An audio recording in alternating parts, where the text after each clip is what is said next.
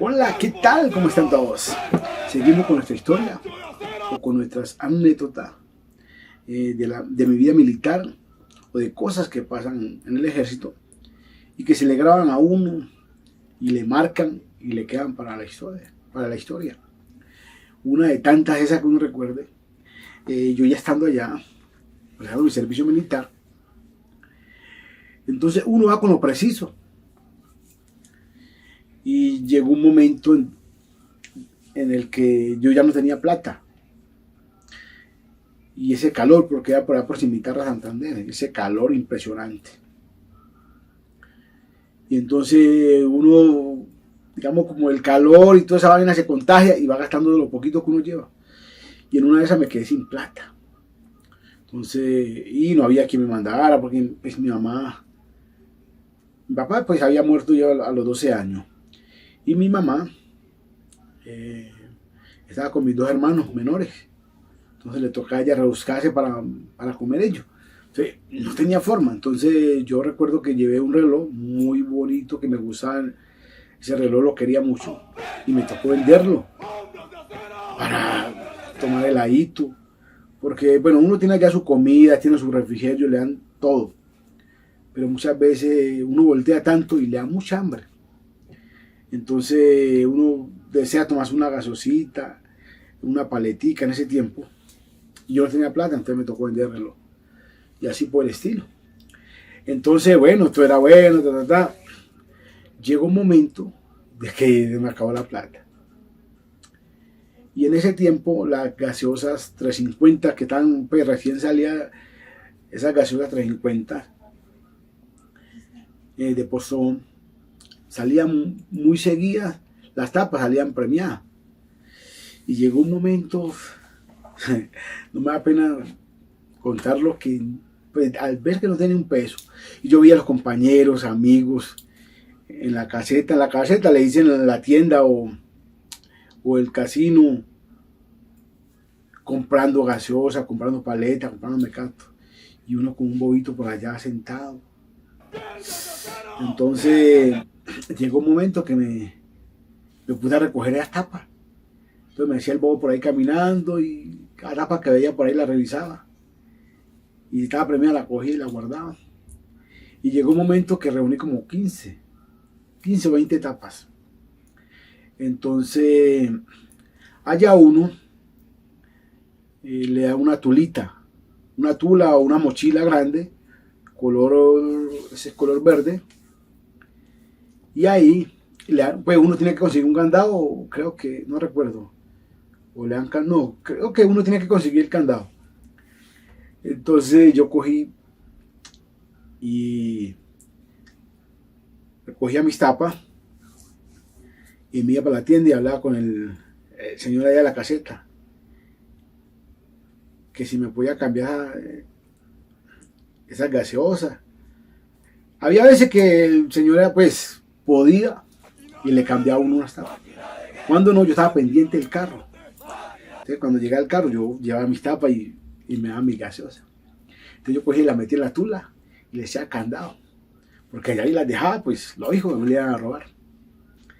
Entonces, como esas gaseosas eran calientes, entonces yo iba y hablaba con el señor del casino, de la caseta.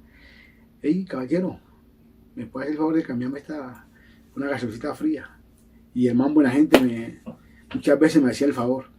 Y así me mantenía yo. Y muchas veces amigos, ya que va siendo uno como allá, lo ven por ahí, entonces ya le invitan a uno. Entonces yo con esa gaseosa también invitaba a los amigos cercanos, a llegar a mi lancita. Y así me fui sosteniendo y todo por el estilo. Pero momentos duros, porque era un calor impresionante que hacía allá. Aunque yo soy del Chocó y es muy caliente, allá era súper caliente. Y así me iba sosteniendo yo. Y otra cosa que me marcó bastante fue que los domingos dan permisos para que puedan ir los familiares, o si usted puede ir al pueblo a caminar. Y ahí quedaba cerquita Cimitarra, el pueblo más cercano a Cimitarra, Santander.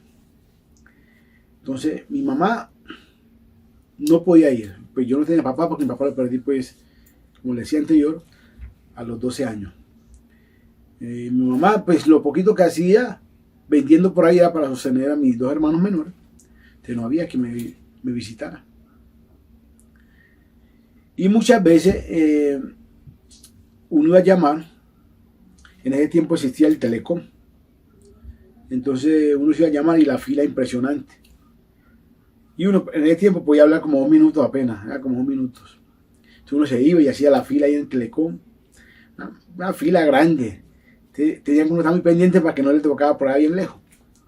Bueno, y entonces le tocaba el turnito a uno y 2 minuticos llamaba. Entonces me tocaba llamar a una vecina y la vecina llamaba a mi mamá y mientras pasaba ella, entonces me tocaba hablar por ahí 1 minuto. Pero lo importante era que yo escuchara mi voz de mi mamá y mis hermanos. Entonces le decía, mami, ¿cómo está?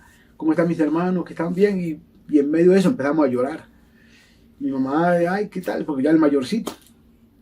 Y mis hermanos que preguntaban mucho por mí. Entonces eso me ponía triste.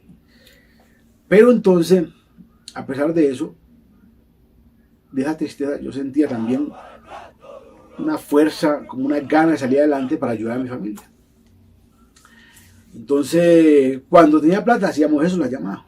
Cuando no, hermano, todo el mundo por ahí en visita, recibiendo a sus familiares, compartiendo en la manga, en el césped, en la manga.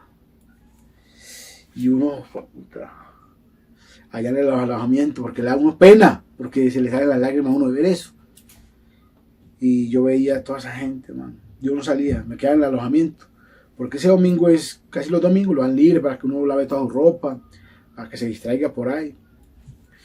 Y la verdad que a mí me da tanto guayabo. Y me ponía a acostar, me quedaba acostado en el alojamiento, allá pensando, hermano, y se me salían las lágrimas. Uf, me daba un coraje. Pero al mismo tiempo yo sentía esas ganas, esa responsabilidad que tenía por mi mamá y por mis hermanos. Y así fue transcurriendo todo y pues uno va asimilando todo eso. Entonces son cosas que me marcaron bastante en el ejército. Bastante. Y otra de esas tantas cosas que le van marcando a uno. En el pelotón habían 2 morenos. Lo recuerdo mucho porque hicieron mucha cagazo, man. Uno llamaba Copete y el otro llamaba Miller. Eran los caciques del pelotón. Yo siempre he sido muy tímido. Y entonces esos manes eran los caciques ahí. Ellos, cuando querían que los comandantes los voltearan a nosotros, así se movían en la fila, hacían bulla y los volteaban. Cuando no, ellos empezaron a pegarle a uno por detrás. Marranazo, pues, marranazo quiere decir palmadas o coscorrón. O le tiraban piedritas a uno.